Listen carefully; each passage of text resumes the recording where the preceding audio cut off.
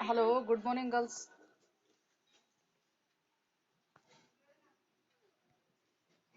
Hello, good morning.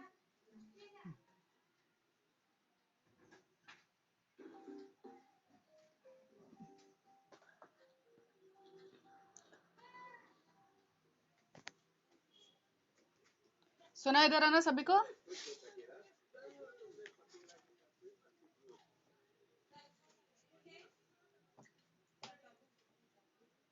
कविता क्या है उसमें मार्मिक तथ्य को हम देख रहे थे।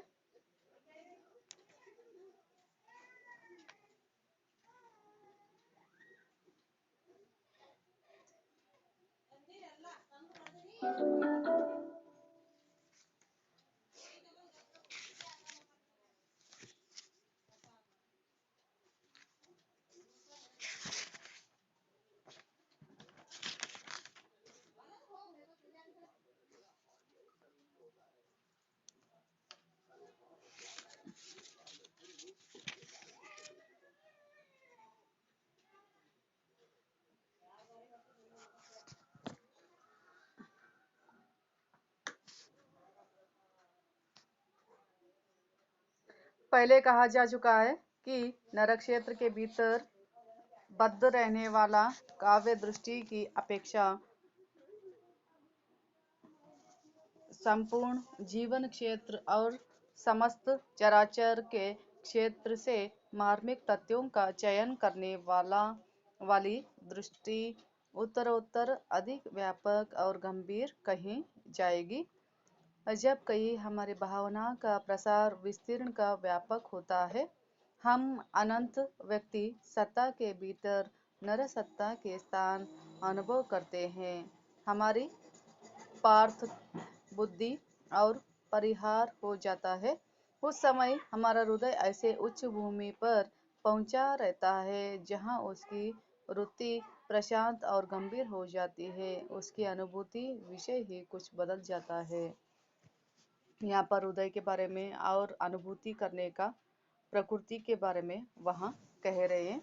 तथ्य चाहे नरक क्षेत्र की हो चाहे अधिक व्यापक क्षेत्र का तथ्य जो सच रहता है वहाँ कितना भी व्यापक क्यों ना हो, जो तथ्य हमारे किसी भाव को अप्रत्यक्ष और भाव का आलंबन कहना चाहिए। ऐसे रसात्मक तथ्य आरंभ ज्ञानेंद्रिय उपस्थित करती है, फिर ज्ञानेंद्रिय द्वारा प्राप्त सामग्री से भावना या कल्पना उसकी योजना करता है। अतः कहा जा सकता है ज्ञान ही भावों में संचार के लिए मार्ग खोलता है। यहाँ पर बोलते हैं जो भाव है वही संचार के लिए एक नया मार्ग खोल देता है। ज्ञान प्रसार के भीतर भाव प्रसार होता है। जो ज्ञान प्रसार रहता है वहाँ भाव प्रसार भी हो जाता है। आरंभ में मनुष्य की चेतना सत्ता अधिकार वहाँ इंद्रजित ज्ञान का समष्टित रूप में रही है। फिर भी जो जो अंतःकरण में विकास होता गया वहाँ सभ्यता बढ़ती गई। मनुष्य का ज्ञान रुद्धि व्यासात्मक होता गया। मनुष्य का ज्ञान क्षेत्र बुद्धि व्यासात्मक विचारात्मक होकर बहुत ही विस्तृत हो गया है। अतः उसके विस्तार के साथ वहाँ हमें हृदय का विस्तार भी बढ़ाना पड़ेगा। विचारों की क्रिया से वैज्ञानिक विवेचन और अनुसंधान द्वारा उद्घटित परिस्थितियों और तथ्यों के मर्मस्पर्शी पक्ष का मूर्त और सजीव चित्रण भी उसका एक रूप प्रत्यक्षीकरण है।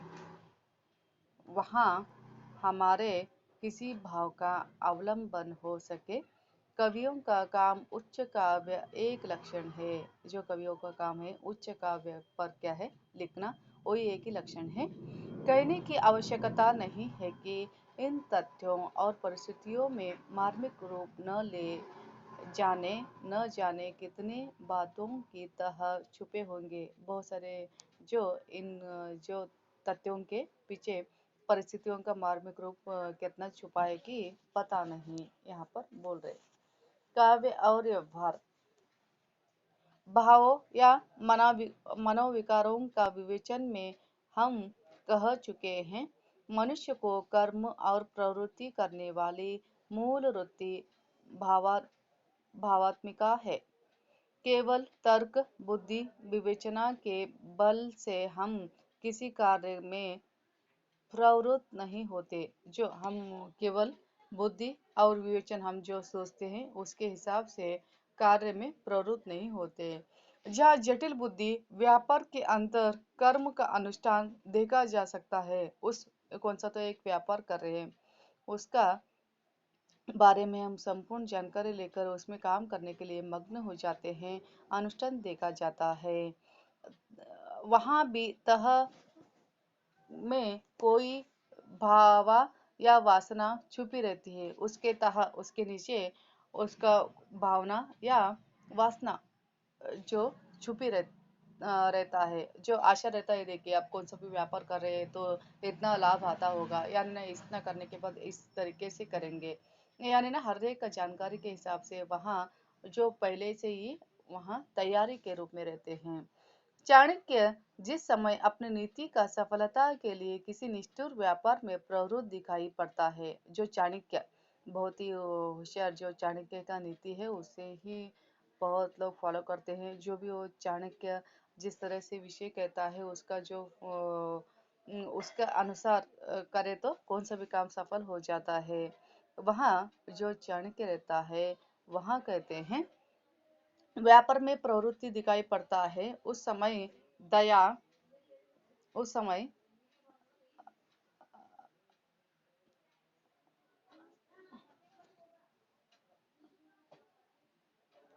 दया, करुणा आदि सब मनोविकारों या भावों से परे दिखाई पड़ता है। यहाँ पर बोलते हैं, उस समय दया, करुणा आदि मनोविकारों या भावों से परे दिखाई पड़ता है।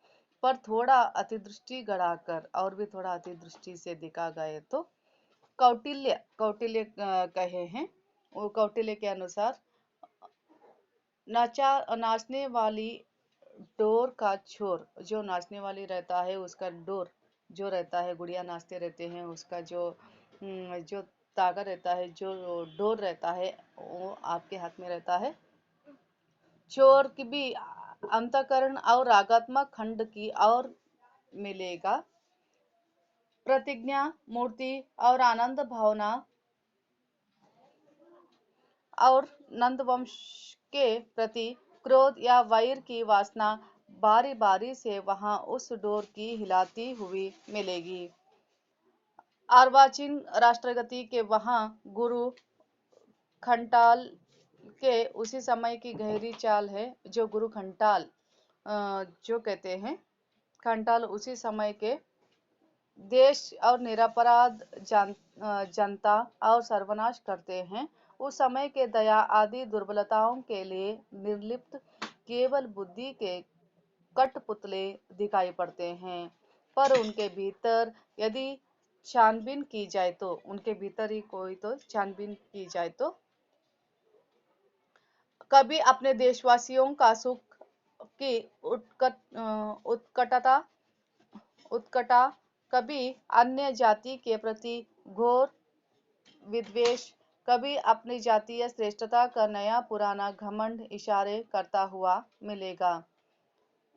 कोई तो इस देश में बहुत सारे लोग रहते हैं जो उनको छानबीन करे तो वो दूसरे जाति के प्रति उत्कटा और अन्य जाति के प्रति विद्वेष करते हुए वहां दिखाई पड़ता है। बात यहाँ है, केवल इस बात को जानकर हम किसी को काम करने का न करने की तैयारी नहीं होते। वहाँ काम अच्छा है या बुरा है, लाभदायक है या हानिकारक। देखिए, कोई तो एक बिजनेस कर रहा है, जो व्यापार कर रहा है, व्यवहार कर रहा है, तो वो पहले अपने काम जिस तरह से काम कर रहा हूँ वो सही है क्या नहीं, और उसमें कितना लाभ है और कितना हानि है। और जब उसके परिणाम का कोई ऐसी बात हमारे भावना में आती है जो अवसाद, क्रोध, करुणा, भय, उत्कंठा आदि संचार कर देती है, तभी हम उस काम को करने या न करने के बारे में उद्यत होते हैं। तब उसके बारे में अच्छी तरह से जानकारी लेते हैं, और उसमें करे तो क्या है, न करे तो क्या है, उसके बारे में संपूर्ण जानकारी लेकर फिर उसमें काम करने के बारे में हम सोचते हैं। शुद्ध ज्ञान या विवेक में कर्म की उत्तेजना नहीं होती। जो शुद्ध ज्ञान या विवेक कर्म की जो उत्तेजना रहता है वहाँ नहीं होती। कर्म प्रवृत्ति के लिए मन में कुछ वेग आना आवश्यक है। जो प्रवृत्ति रहता है उसमें जो वेग आना चाहिए। जो ये काम है उसके हिसाब से वेग के रूप में काम करे तो अच्छी तरह से कर सकते हैं। अगर वो काम भी रुक गया, बहुत ही क्या है, जो लेजीनेस, जो बहुत ही आलसी दिखाई पड़ा, तो वो काम अच्छी तरह से नहीं होता है। उसमें वेग रहना चाहिए, तभी वो काम अच्छी तरह से हो जाता है। यदि किसी जन समुदाय के बीच कहा जाए तो वहाँ अमुक देश तुम्हारा इतना रुपया प्रतिवर्ष उठा ले जाता है, संभव है कि उस पर प्रभाव न पड़े। यदि दारिद्रता और अकाल भीषण करुणा दृश्य दिखाई जाओ तो पेट में ज्वाला से जले हुए कंकाल कल्पना सम्मुख रखे जाए, भूख से तड़पते हुए बालक के पास बैठी हुई माता आर्तकंदन सुनाया जाए, बहुत से लोग क्रोध करुणा से व्याकुल हो उठेंगे। जो उधर एक अच्छा देश बहुत सुख में है बोले तो उसमें कुछ भी नहीं कर सकता एक आदमी। अगर बहुत दारिद्र से पड़ रहा है, भीषण अकाल आ गया है, और एक माता जो बहुत सारे कंकाल दिखाई दे रहे हैं और वो लोग खाने के लिए भूख के लिए तरस रहे हैं, और बालक के पास एक माता जो क्रंदन करते हुए रोती हुई बैठी है, उसको ये सभी दृश्य देखकर क्रोध और करुणा से व्याकुल हो उठती है। इसी दशा को दूर करने की यदि उपाय नहीं तो संकल्प अवश्य करेंगे। पहले ढंग की बात कहना राजनीतिज्ञ या अर्थशास्त्री का काम है। जो पहले ढंग का बातें करना या राजनीतिज्ञ अर्थशास्त्र का काम है।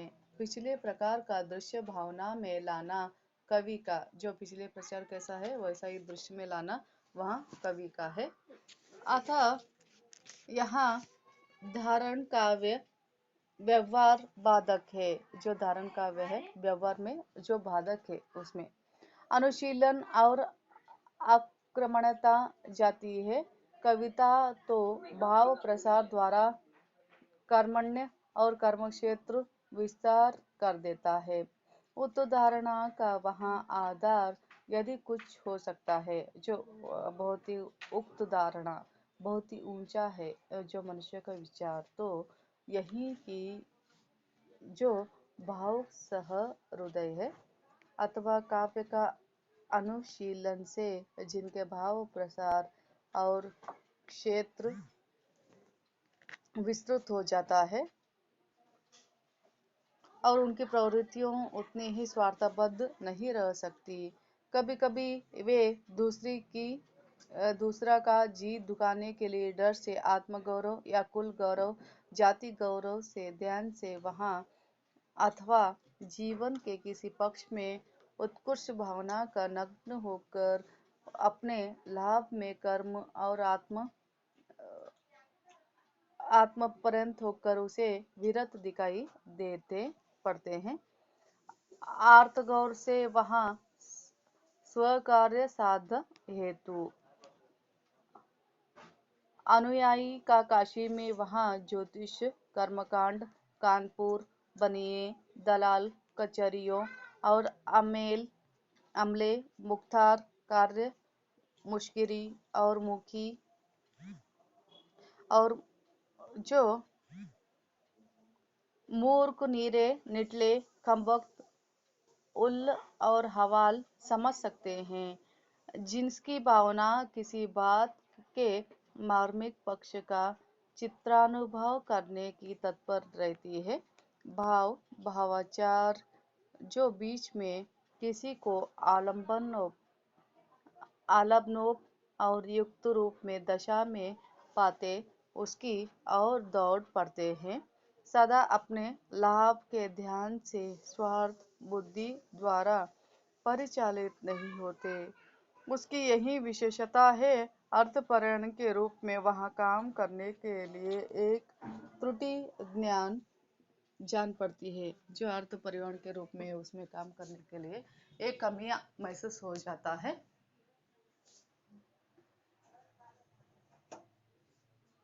धीरे धीरे उसको जो ओ त्रुटि महसूस होने पर वहाँ भावुक और हिलाते हुए अर्थ आर्थिकों को निकट आर्थिकों के निकट वहाँ बहुत से क्रियाओं का कोई अर्थ नहीं होता। मनुष्य की उच्च भूमि मनुष्य की उच्च भूमि मनुष्य की वहाँ चेष्टाएं और कर्मफल से भावों का मूल संबंध निरूपित हो चुका है। यह भी दिखाया जा चुका है कि कविता का भाव या मनोविकारों के क्षेत्र को विस्तृत करती हुई इसका प्रचार करती है। पशुत्व से मनुष्यत्व में जिस प्रकार अधिक ज्ञान प्रसार की विशेषता है, उसी प्रकार अधिक भाव प्रसार की भी है। पशुओं के प्रेम की पहुंच प्राय अपनी जोड़ और बच्चों या खिलाने पिलाने तक ही होता है। इसी प्रकार उनका क्रोध भी अपने सत्ता वाले तक हो जाता है। वहाँ पशु मात्र और सताने वालों तक नहीं पहुँचता। पर मनुष्य में ज्ञान प्रसार के साथ भाव प्रसार और क्रमांश बढ़ता गया है।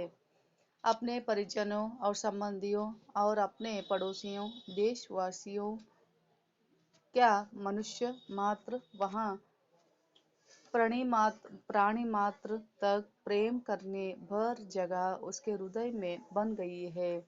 मनुष्य का त्योरी मनुष्य को सताने वाले पर नहीं चढ़ती, गाय बैल कुत्ते बिल्ली को सताने वाले पर भी चढ़ती है। मनुष्य की वेदना देख कर भी वहाँ उनके नेत्र सजल होते हैं। जो एक एक मनुष्य बहुत कष्ट में रहते हैं और एक एक आराम से रहते हैं, जो कष्ट में रहते हैं उनको देखकर कुछ मनुष्य के आगे भर आ जाते हैं और हृदय तड़प उठता है। बंदर को शायद बंदरिया के मुंह में ही सौंदर्य दिखाई पड़ता होगा, पर मनुष्य पशु पक्षी फूल पत्ते रेत पत्थर में भी सौंदर्य पाकर मुग्ध होता है। एक बंदर रहता है तो बंदरिया ही सौंदर्य देखता होगा, लेकिन मनुष्य तो हर एक में वहाँ सौंदर्य को देखता है। इसी हृदय में वहाँ प्रसार और स्मारक होकर स्तब और काव्य है, जिसके उत्तेजन हमारे जीवन एक नया जीवन आ जाता है। हम सृष्टि के सौंदर्य को देखकर रसमग्न होते हैं। हम जो सृष्टि रहता है उसके सौंदर्य को देखकर रसमग्न होते हैं। कोई निष्ठुर कार्य हमें असह्य होने लगता है। हमें जान पड़ता है हमारा जीवन कई गुना बढ़कर सारे संसार में व्याप्त हो गया है।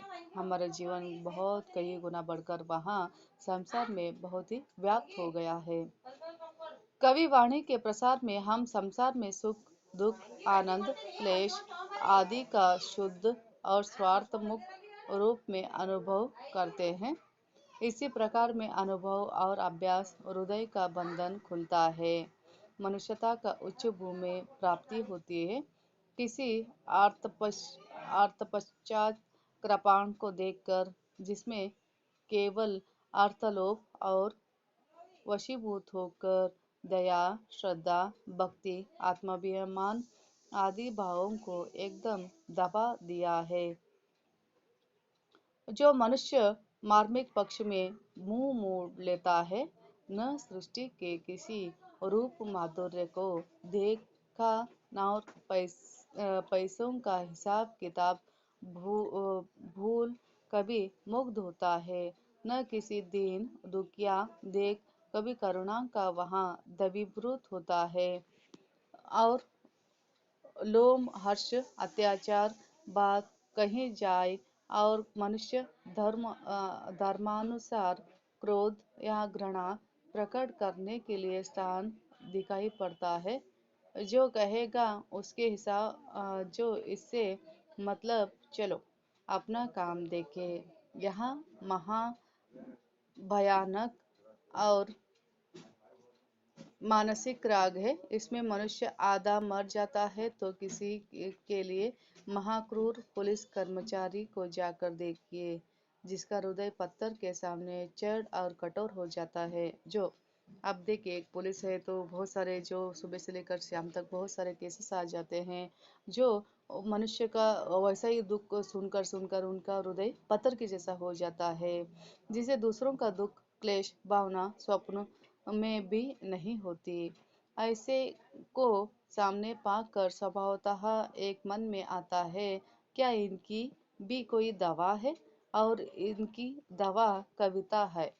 जो इनकी भी कोई दवा है, इनकी दवा कविता है। यहाँ पर कहते हैं, कविता का हृदय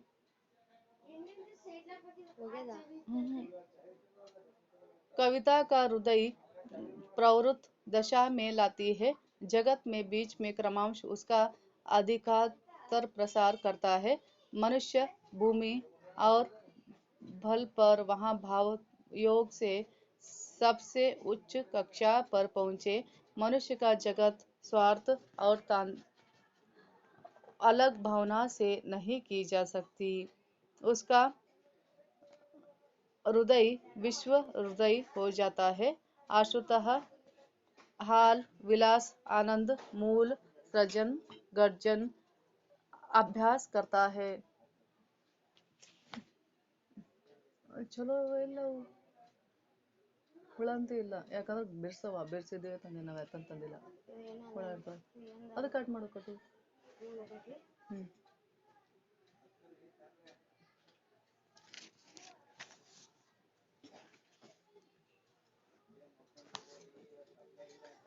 ಅದು ಚಾಕು ಹತ್ತಿದೇನೋ. ತೆಗಿತೀನಿ, ಯಾಕಂದ್ರೆ ಬಿಡ್ಸವ ಹುಳ ಇಲ್ಲ, ಎತ್ತಂದ್ರಾಗಿರ್ತಾವ.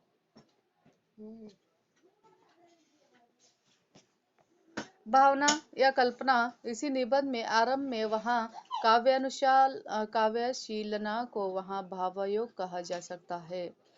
भावना या कल्पना इस बारे में यहाँ पर दिए गए हैं। इसी निबंध के आरंभ में वहाँ हम काव्यानुशीलन और भावयोग कह आए हैं। उसे कर्मयोग और ज्ञानयोग समक्षम बता आए हैं। यहाँ पर अब यहाँ कहने की आवश्यकता प्रतीत होती है कि उपासना भावयोग की एक अंग है। पुराने धार्मिक लोग उपासना का अर्थ ध्यान ही लिया करते हैं, जो वस्तु हमसे अलग रूप में साहित्य इसी को भावना कहते हैं। आजकल लोग कल्पना जिस प्रकार भक्ति के लिए उपासना और ध्यान आवश्यकता होती है, उसी प्रकार भावों के परिवर्तन के लिए भावना कल्पना अपेक्षित होती है। जिनकी भावना कल्पना शिथिल और आसक्त होता है, जिनकी भावना जो कल्पना रहता है उसके बिना शिथिल धीरे धीरे बढ़ता चला जाता है। किसी कविता या सरस उक्ति को वहाँ पढ़ सुनकर उसके हृदय में मार्मिक होते हुए भी वैसी अनुभूति नहीं होती, जिसके हृदय में पढ़ सुनकर वह हृदय में मार्मिक होते हुए भी वैसे ही अनुभूति नहीं होती। बात यहाँ है, उसके अंतःकरण में झटपट वहाँ सजीव और स्पष्ट और मूर्ति विधान नहीं होता, जो भावों को वहाँ परिचलित कर देता है। कुछ कवि किसी बात के सारे मार्मिक अंगों का पूरे ब्यूरो और साथी चित्रण देते हैं। पाठक या श्रोता की कल्पना के लिए बहुत कम काम छोड़ते हैं। कुछ कवि मार्मिक खंड रखते हैं जिन्होंने पाठक के वहां तत्पर कल्पना आपस आपसे आप पूर्ण करती है। कल्पना दो प्रकार की हो जाती है, यहाँ पर बोल रहे हैं जो मनुष्य का जो कल्पना रहता है दो प्रकार की रहता है, विधायक और ग्राहक। यहाँ पर बोले हैं जो विधायक है और दूसरा ग्राहक।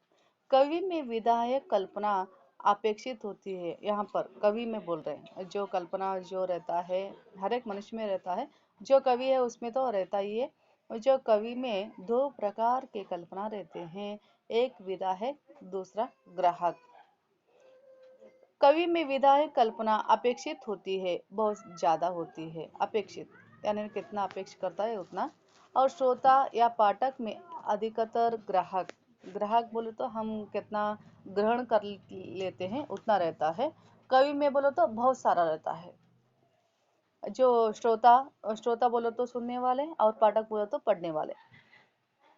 अधिकतर कहने का अभिप्राय यहाँ है, जो यहाँ पर ज्यादातर कहने का अभिप्राय यहाँ है। जहाँ कवि पूर्ण चित्रण नहीं करता, जहाँ पर कवि पूर्ण चित्रण नहीं करता, वहाँ पाठक या श्रोता को अपनी ओर से कुछ मूर्ति विधान करना पड़ता है। जो कौन सा तो एक जो प्रकृति का चित्रण रहता है वहाँ पूर्ण रूप से वहाँ नहीं लिख सकता है, वही जो पढ़ने वाले रहते हैं ऐसा भी लिख सकता होगा या अंदाजा लगा सकते हैं। और जो और भी लिखना था वहाँ जो विचार करते रहते हैं उनका उनका विचारधारा अलग अलग रहता है। यूरोपीय साहित्य मीमांसा में कल्पना को बहुत प्राधान्यता दी गई है, और जो यूरोपीय साहित्य मीमांसा है उसमें जो कल्पना है उसको बहुत ही प्राधान्यता दिए हैं। देखिए पहला कल्पना ही कर लेते हैं, यानी ऐसा हो तो कैसा। पहला कल्पना हो जाने के बाद फिर सच्चाई आ जाता है। ज्यादातर कवि तो कल्पना के लोक में ही रहते हैं, सच्चाई के लोक में रहते ही नहीं। वैसा जो यूरोपीय साहित्य मीमांसा है वो कल्पना को ही प्राधान्य दिए हैं। यहाँ भी काव्य का अनिवार्य साधना है, यहाँ काव्य का जो है बहुत ही अनिवार्य साधन है, पर है साधन ही साध्य नहीं, जो साधन है वो साध्य नहीं। जैसा कि उपयुक्त विवेचन से स्पष्ट है, किसी प्रसंग के अंतर्गत कैसा ही विचित्र मूर्ति विधान हो, पर यदि उसमें उपयुक्त भाव संचार की क्षमता नहीं है तो काव्य के अंतर्गत न होगा। मनोरंजन, मनोरंजन प्रायः सुनने में आता है, जो मनोरंजन ज्यादातर सुनने में आता है। कविता का उद्देश्य है मनोरंजन, जो कविता का उद्देश्य है लोगों को मनोरंजन करना। पर जैसा हम पहले कहे आए हैं, कविता का अंतिम लक्ष्य जगत के मार्मिक पक्षों का प्रत्यक्षीकरण करके उनके साथ मनुष्य हृदय का सामंजस्य स्थापना है। इसमें हमारे उद्देश्य के स्थान पर केवल मनोरंजन हल्का उद्देश्य सामने रखकर कविता पाठन पाठन पठन पाठन या विचार करते हैं। वे रास्ते में रह जाने पथिक के सामने है। कविता पढ़ते समय मनोरंजन आवश्यक होता है, जो कविता पढ़ते समय और लोगों को मनोरंजन करना या पढ़ने वालों को मनोरंजन होना बहुत ही आवश्यक है। पर उसके उपरांत कुछ और होता है, वही है सब कुछ है। मनोरंजन वहाँ शक्ति है जिससे कविता अपना प्रभाव जमाने के लिए मनुष्य की चित्तवृत्ति के स्थित किए रहती है, उसे इधर उधर जाने नहीं देती। अच्छी से अच्छी बात को वहाँ कभी कभी केवल कान से सुन भर लेते हैं, उसकी और उसका मनोयोग नहीं होता। केवल यहीं रहकर परोपकार करो और दूसरों का दया करो, जो परोपकार कीजिए और दूसरों पर दया कीजिए। चोरी करना महापाप है, हमें यहाँ आशा कदापि न करनी चाहिए। कोई अपकारी और उपकारी, कोई क्रूर और दयावान, कोई चोर साधु हो जाएगा। क्योंकि ऐसा वाक्यों के अर्थ के पहुंच हृदय तक होती है, ऊपर रह जाता है। ऐसा का वाक्यों का सूक्ति व्यापारों के लिए मानव जीवन बीच में कोई मार्मिक चित्र सामने न पाकर हृदय में अनुभूति करने का प्रवृत्ति नहीं होता, पर कविता अपनी मनोरंजन शक्ति द्वारा पढ़ने या सुनने वालों का चित्र रमाए रहती है। जो कविता रहता है, जो पढ़ने वालों का और सुनने वालों का चित्र समाये रहता है, उसके ऊपर ही केंद्रित रहता है। जीवन पट पर उक्त कर्मों की सुंदरता या विरूपता अंकित करके हृदय के वहाँ मर्मस्थल का स्पर्श करती है। मनुष्य के कुछ कर्मों में जिस प्रकार दिव्य सौंदर्य माधुर्य होता है, उसी प्रकार कुछ कर्मों में भीषण कुरूपता और बद्धापन होता है। इसी सौंदर्य का कुरूपता का प्रभाव मनुष्य के हृदय पर पड़ता है। इसी सौंदर्य का कुरूपता सामयिक प्रत्यक्षीकरण कविता कर सकती है। कविता इसी रमाने वाली शक्ति को देखकर जगन्नाथ पंडित राज ने रमणीयता का पल्ला पकड़ा, उसे काव्य और साध्य स्थिर किया और यूरोपित और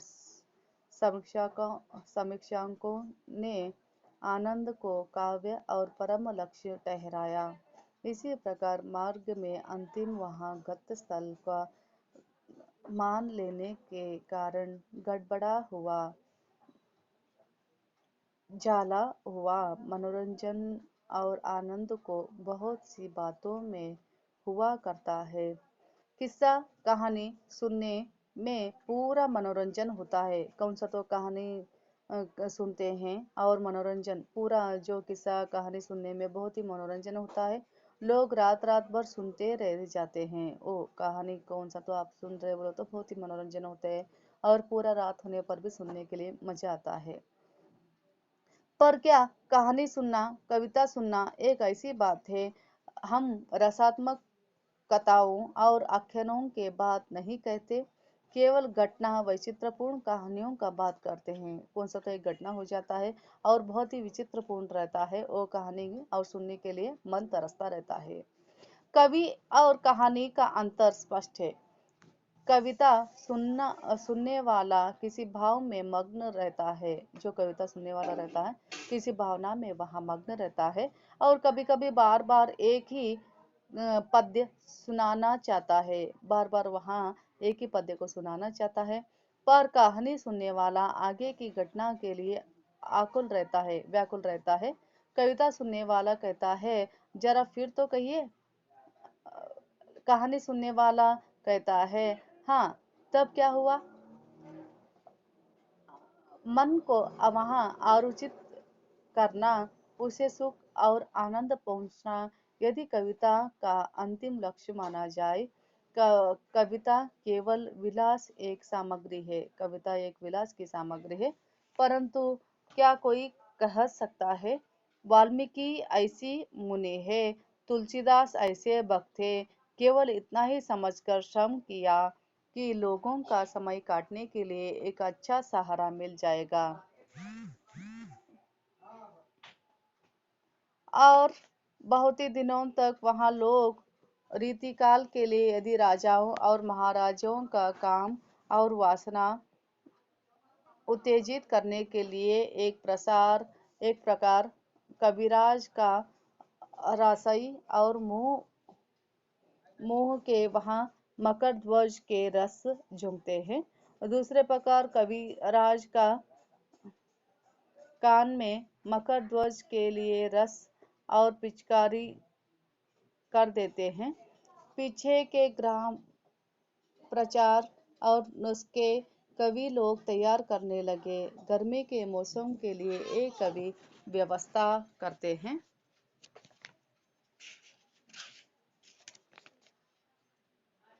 शीतल गुलाब जल भरी वहाँ चाह बचन डारी के कमदल डरी के कमल दल और नहायब के धसीले। कालिदास के अंग अंग अगर अंतर संग, केसर असीर नीर घनसार धसिए। जेठ में गोविंद लाल चंदन के चहलदन, बरी बरी गोकुल में महल दल बसिए। इसी प्रकार के शिशिर के वहाँ माल माल्य सुनिए। गुलगुली और गिलमे और गालिसा है गुनी जन। चिक चिक है चिकोर के चिरागन की माला है। कहे पद्माकार है गजन गजा हूँ सजी। सज्जा का सुरा है सुराई है और सुपलाली है।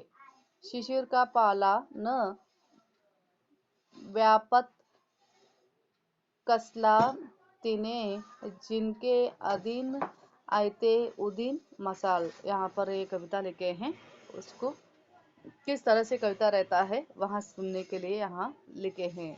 सौंदर्य।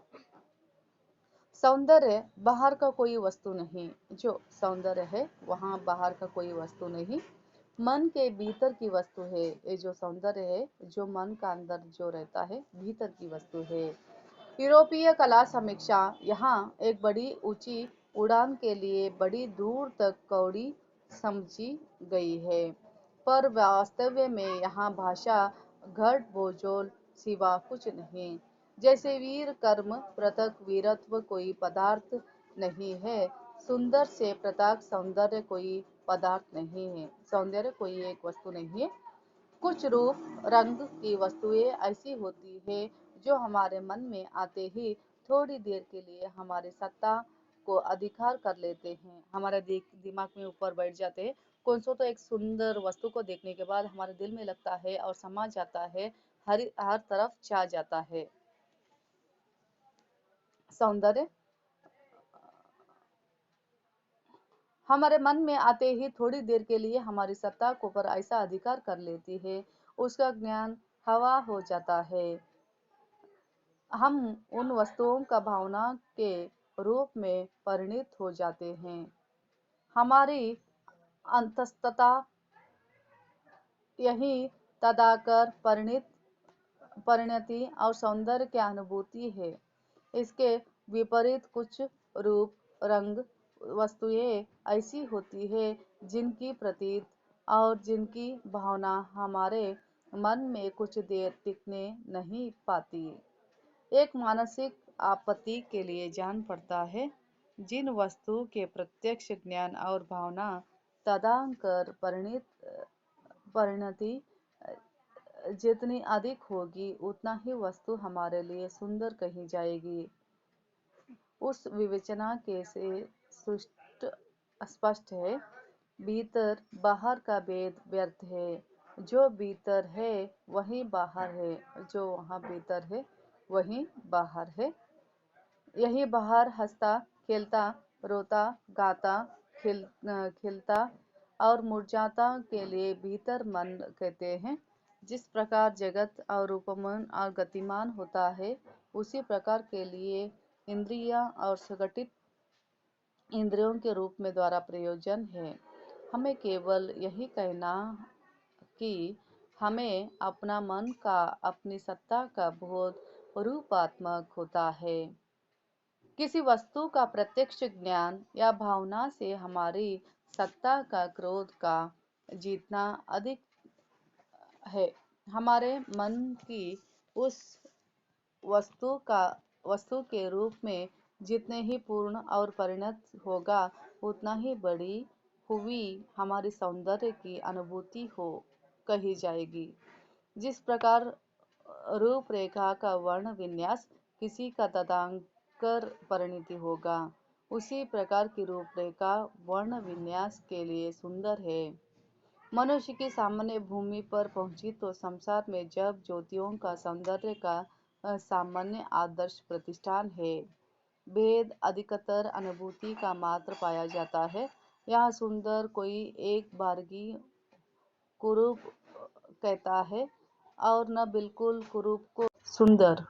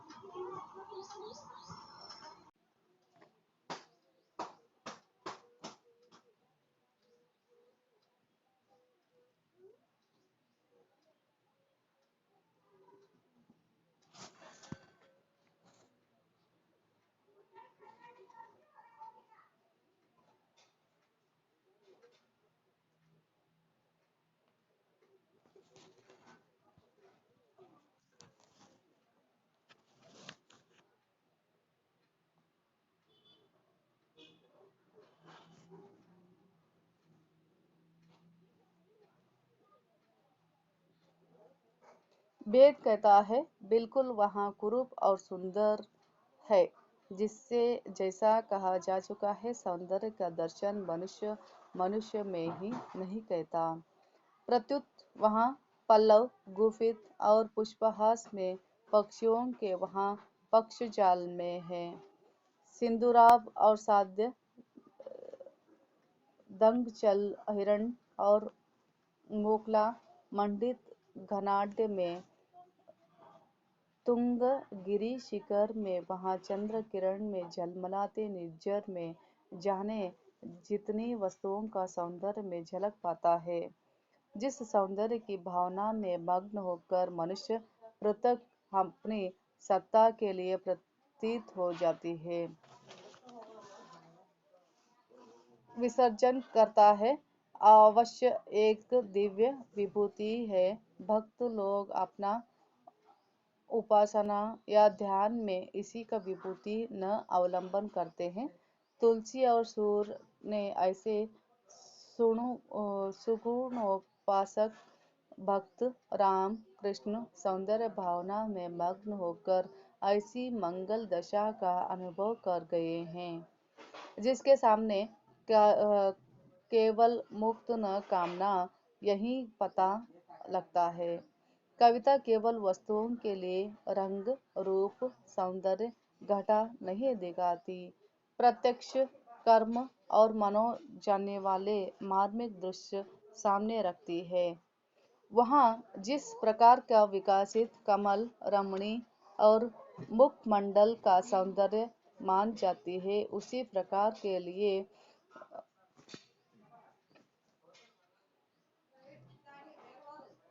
जिस प्रकार का शव को नोचते हुए कुत्ते और श्रृंखलों के लिए विभत्स व्यापार झलक दिखाई देती है, इसी प्रकार क्रूरों का हिंसावृत्ति दुष्टों का ईर्ष्या और आदि कुरूपता का क्षुब्ध करती है। इस कुरूपता का वहाँ अभावस्थ सौंदर्य की पूर्ण और स्पष्ट अभिव्यक्ति के लिए समझना चाहिए। जिन मनोवृत्तियों को अधिकार और बुरा स्पष्ट अभिव्यक्त करते हैं, जिन मनोवृत्ति का अधिकार बुरा संसार में हम देखते हैं, उसका सुंदर रूप कविता में ढूंढ कर दिखाई देता है। दशावतार और निधनकारी राम का क्रोध और सौंदर्य पर कौन मोहित न होगा। जो कविता रमणी के रूप माधुर्य का हमें तृप्त करती है, वहीं उसकी अंतर्वृद्धि का सुंदरता का आभास देकर हमें मुग्ध करती है। जिस वहाँ बंकिम की लेखनी में गढ़ पर बैठी हुई राजकुमारी तिलोत्तमा के अंग प्रत्यंग का सुषमा को अंकित किया गया है, उसी के नवाब और नंदिनी आयशा का अंतस्थ अपूर्व स्वीकार ज्योति झलक दिखाकर पाठकों को चमत्कृत किया है। जिस प्रकार ब्रह्मा प्रकृति के बीच वन पर्वत नदी निर्जर आदि के रूप में विभू से हम सौंदर्य का मग्न होते हैं, उसी प्रकार अंत प्रकृति में दया दाक्षिण्य श्रद्धा भक्ति आदि विरुद्ध होकर सिग्ध शीतल आभा में सौंदर्य लहराता हुआ पाते हैं। यदि कहीं वह ब्रह्मा और अभ्यंतर दोनों साधनों सौंदर्य का योग दिखाई पड़े तो फिर क्या कहना। यदि कहीं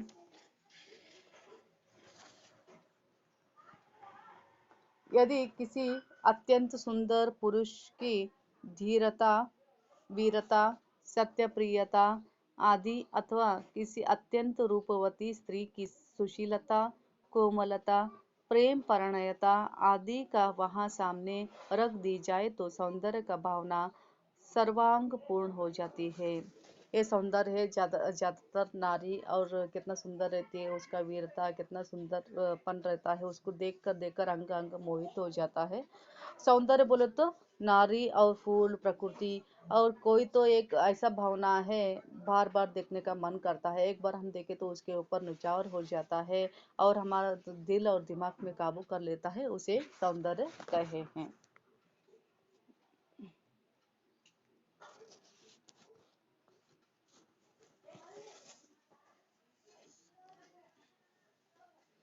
ये देखिए जो निबंध है, इसमें ना जो निबंध है कुछ समझ में आता है कुछ न समझ में आता है। आप एग्जाम के लिए ये थोड़ा पढ़िए और हो सके तो थोड़ा जनरल भी लिख सकते हैं, और पूरा ये दिमाग में नहीं ठहरता है उतना। आप क्या करिए, निबंध तो पढ़ने का है, पढ़िए, जिसमें कुछ भी स्टोरी नहीं है, कुछ भी एक वस्तु के ऊपर विवरण नहीं है, कुछ भी नहीं है, जो कैसा कहते हैं वैसा ही कभी कहता ही चला जाता है। यानी ना उसके ऊपर एक कथा के रूप में, कविता के रूप में, अगर कहानी के रूप में क्या तो है तो हम बोल सकते थे। इसीलिए ये जो है निबंध जैसा एक वस्तु आ जाता है, कविता क्या है, यानी ना एक एक आप पढ़ते हैं बोले तो उसमें थोड़ा आप कल्पना कर लीजिए कि वो प्रश्न पूछे तो किस तरह से लिखना चाहिए। थोड़ा बुक का जो है वो लिखिए, और थोड़ा आपके विचार में क्या आता है जनरली वो थोड़ा मिक्स करके लिखिए आप। क्योंकि ये जो है कैसे कहते गए हैं, पढ़ते पढ़ते कितना भी गए तो कम ही है। और वो कवि क्या दिया है, बहुत ही वो कैसा कैसा उसका विचार आ गए ना, वैसा वैसा ही लिखते गया है। और इसमें कुछ ऐसा याद रखने के लिए आप टेंशन मत लीजिए, अरे इतना टफ है हम एग्जाम में कैसे लिखेंगे। इसका 35 मार्क्स का आता होगा, और बाकी का जो है हनुष 45 का होगा। आप देखिए इसका मार्क्स कितना है, और एक क्वेश्चन में एग्जाम में किस तरीके से प्रश्न पूछते हैं वो देखिए।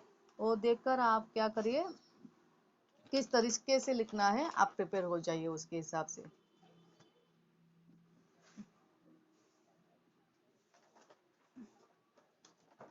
और ये निबंध है ना वो सभी जनरली है। और इसका कविता क्या है, और आत्मनिर्भरता, आत्मनिर्भरता आप आराम से लिख सकते हैं, क्योंकि मन की दृढ़ता है, और मन की दृढ़ता अच्छा है टॉपिक, परवाह नहीं, आप आराम से कितना भी स्कोर कर सकते हैं। और ये बुक का थोड़ा लिखिए और जनरली थोड़ा लिखिए। मन की दृढ़ता कविता क्या है, ये बहुत बड़ा है। देखिए कैसा कैसा उन्होंने कहे वैसा ही स्टेप करके लिखिए, और आपका जनरल का थोड़ा डालिए और बुक का थोड़ा लिखिए। आम फिर बौरा गए, भारतीय साहित्य की एकता, ये भी अच्छा है, भारतीय साहित्य की एकता। प्रेमचंद और यथार्थवाद, ये भी अच्छा है। आंगन की पंछी, विकलांग, श्रद्धा का दौर, इसमें एक चार पांच बहुत अच्छे हैं। और बाकी का जो आप लिख सकते हैं तो लिखिए।